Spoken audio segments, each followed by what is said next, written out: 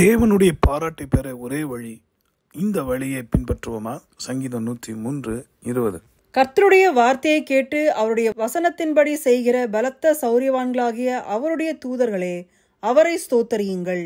அன்பானவர்களே, தேவன் நம்மை பார்த்து புகழ்ந்து பேசுகிற ஒரு வார்த்தை மனிதர்களேன்னு கூட சொல்லல, தூதர்களேன்னு சொல்லுகிறார். காரணம் என்ன? அவருடைய வசனத்தை கேட்டு அதன்படி செய்கிறவர்களே. தேவன் பரலோகம் எப்படி பாராட்டுது பாருங்க. இதுக்கு மேன்மை வேற என்ன இருக்கு இந்த பூமியில? அன்பானவர்களே, இன்று கர்த்தருடைய வார்த்தை கேட்பீர்களானால் உங்கள் முற்பிதாக்கள் கோபப்படுத்தினது போல வனாந்திரத்தில் உங்கள் தேவனாகிய கர்த்தரை கோபப்படுத்தாதீர்கள் என்று வேதம் நமக்கு அறிவுறுத்துகிறது. ஆக தேவனுடைய வசனத்தை கேட்கிற நாம் அதுபடி செய்கிறவர்களாய் மாற நம்மை ஒப்புக் கொடுப்போம்.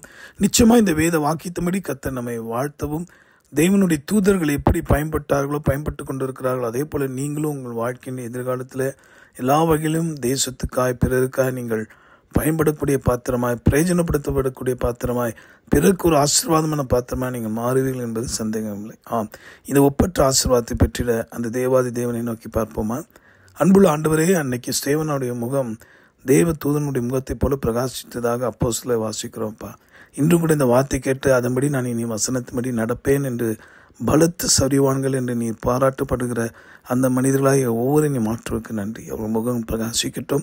இந்த வார்த்தையின்படியே ஒவ்வொரு நீ மேன்மைப்படுத்துவீராக. ஜீவாதிபதி இயேசு மூலமாய் ஜெபிக்கிறோம் எங்கள் நல்ல பிதாவே, ஆமென். உங்கள் விடுதலைக்காக, உயர்வுக்காக தேவ சமூகத்திலே காத்திருந்து ஜெபிக்கிற உங்கள் அன்பு சகோதரன் மணியை. God bless you.